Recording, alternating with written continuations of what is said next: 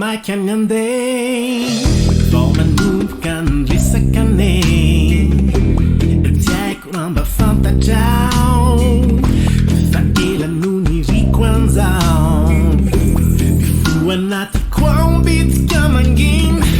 dobodoboka feno fifalina rehefa kakinao akakin'olo tiny tsy anaiky reritony ao eo ampandriny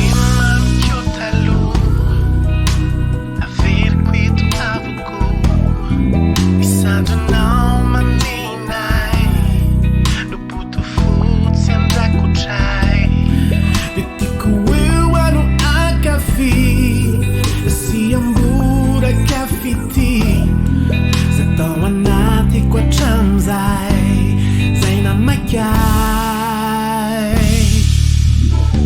Tsy Hanaiky Intsony ao androany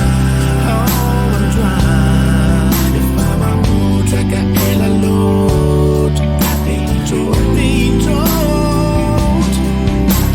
Tsy Hanaiky Intsony ao satria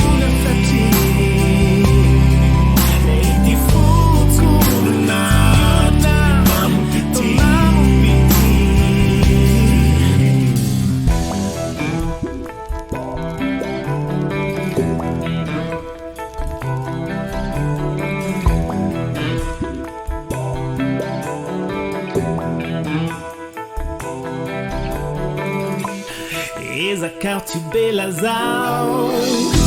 mahatonga de anantony trotro anao tsy avelantsika ho zava-maina lay fitiavana raha tsy maraina anditsirotsy antsika bangano ao feon'ilay mozika malefaka